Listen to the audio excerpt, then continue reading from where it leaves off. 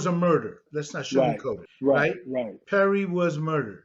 Coming out of that murder, from your perspective today, sitting here in New York with me, what do you see as having emerged from that murder that you think is good? And what do you think has yet to be done?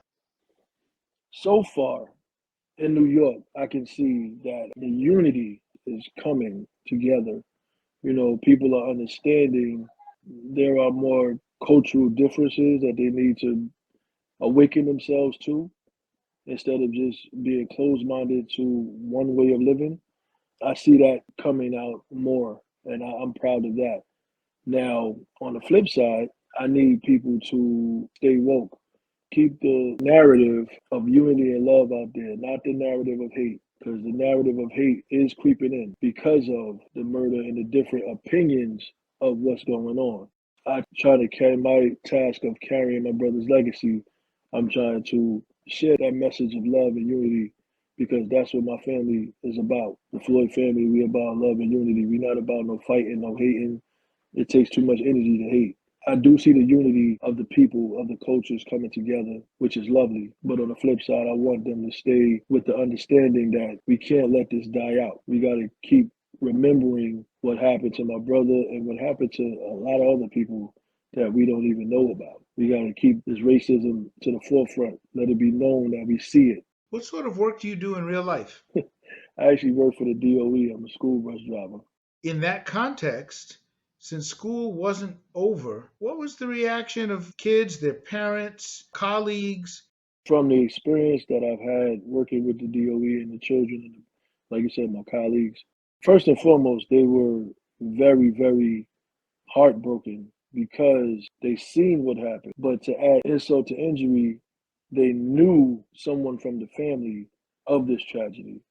So I've got a lot of embracing sympathy messages and prayers and, messages that they're fighting for our family.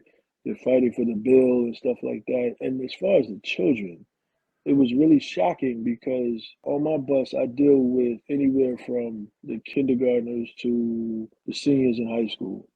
And I would expect the conversations to be had with the seniors in high school.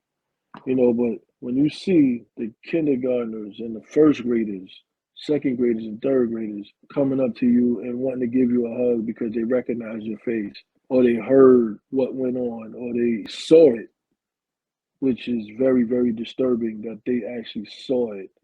The conversations that they have, it caused me to be very transparent because you can't lie to them.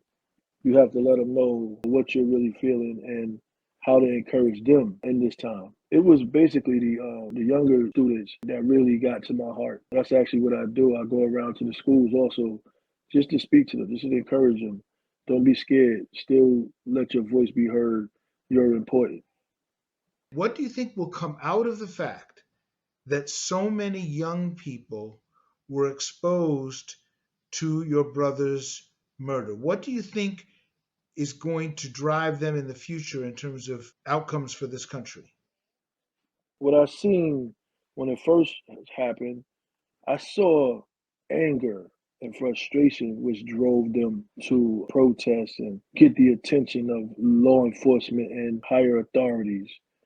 But as the time went on, I see more people, more young people really getting involved in their communities and knowing their right to vote, knowing their rights, period. I'm starting to see that.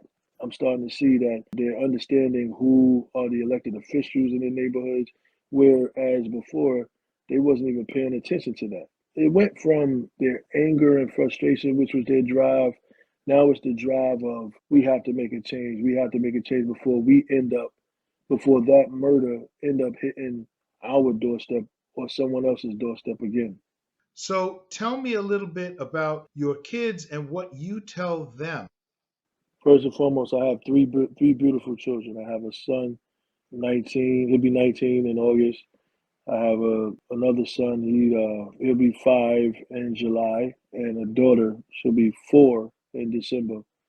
My two little ones, my two babies, they're innocent right now, but I'm in this movement because of them. because I want them to have a better future.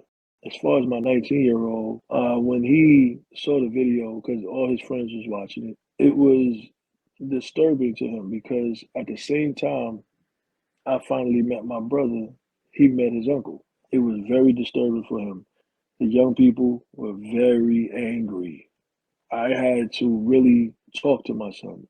A lot of people would think that I was teaching him hate. I was teaching him go blow something up. No, I was telling him the same message that I was trying to tell the world. You're not gonna get nowhere being angry and beating up people and trying to prove your point in anger. You're not gonna get nowhere. So you might as well kill them with kindness, love, and unity, and just be you. That's what I told my son. Just be you. Continue. Your uncle, your father. We don't want you falling through the cracks. So continue to go to school. Continue to get your education, so this won't happen to you. You know, it won't happen to your little brother. It won't happen to your little sister, to any of your friends. This is the talk that I have with him, you know, because it's scary being a black father out here with a black son. It's scary out here. But all I can do is do my job as his father and just watch over him, pray over him, tell him what he need to hear, and just let him grow.